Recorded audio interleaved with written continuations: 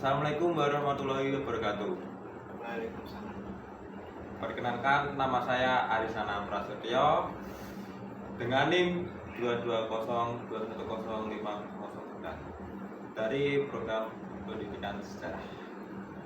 Hari ini saya akan melakukan wawancara mengenai demokrasi yang ada di lingkungan sekitar atau di desa saya.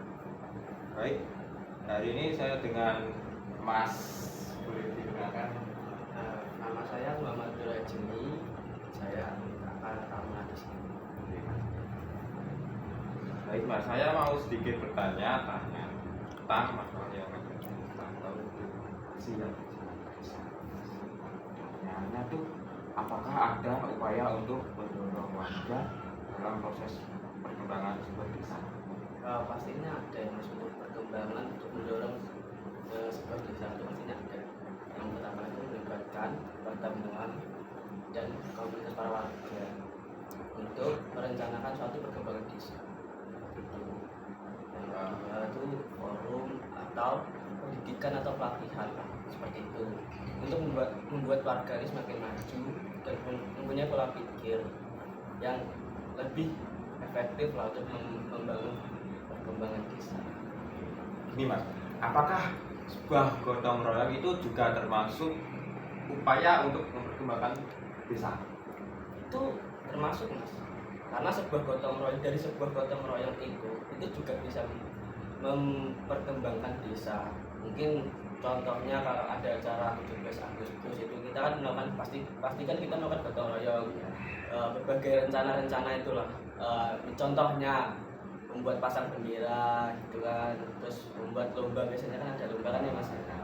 Itu Pura yang ada bendera ya biasanya kan juga dicat ya kan ya itu kan juga memajukan.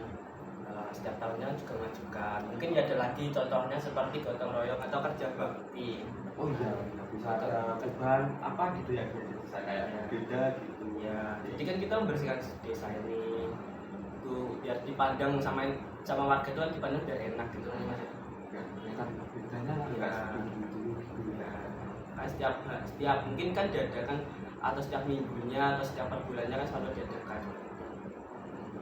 Mungkin ya membangun ya seperti kecil-kecilan gitu.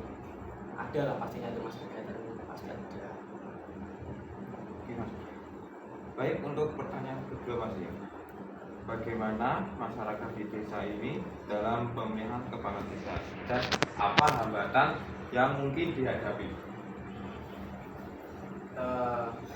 Biasanya setiap desa itu kan bervariasi Mas. Mungkin ada yang beberapa mengikuti adat tradisi atau budayanya.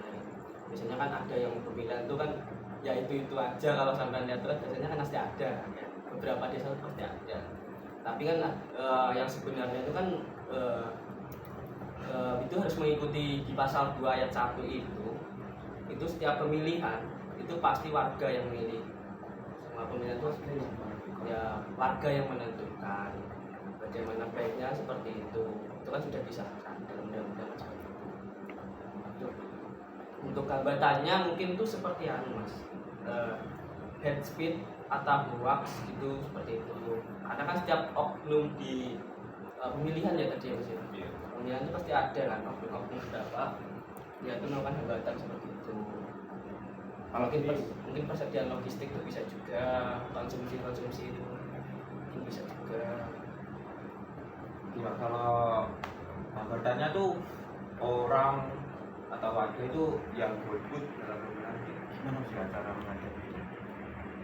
Ya kita pasti mengingatkan ya Mas ya, sebagai anggota sebagai ya para warga juga masyarakat, bagaimana tuh kita harus mengingatkan agar pemilihan ini tidak golput, menjadikan tidak golput. Jadi emang benar-benar ini pemilihan secara umum, secara menyeluruh, agar setiap individu manusianya juga punya pola pikir untuk memajukan desa ini, untuk berkembang ke depannya seperti itu. Jadi konsep apa itu, konsep lu bedude itu Mas ya? Ya, itu seperti itu. Baik Mas, untuk pertanyaan terakhir nih Mas ya. Bagaimana sikap Anda ketika ada perdebatan ada perbedaan pendapat dan konflik yang timbul dalam proses pengambilan keputusan. Seperti itu.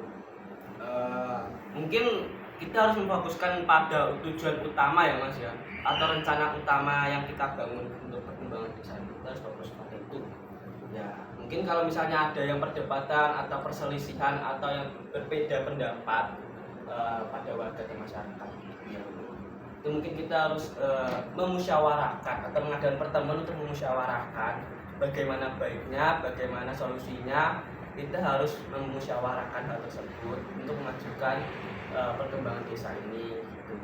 Mungkin ya pasti ada lah, ada mas pasti itu permasalahan seperti itu. Mungkin salah satu ya ada yang tidak terima, mungkin salah satu berbeda pendapat, mungkin seperti itu pasti ada.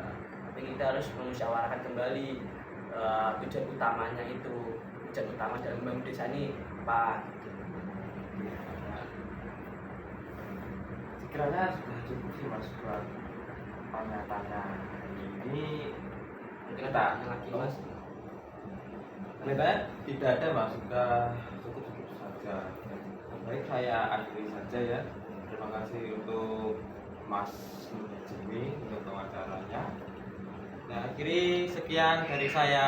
Wassalamualaikum warahmatullahi wabarakatuh. See you and next time.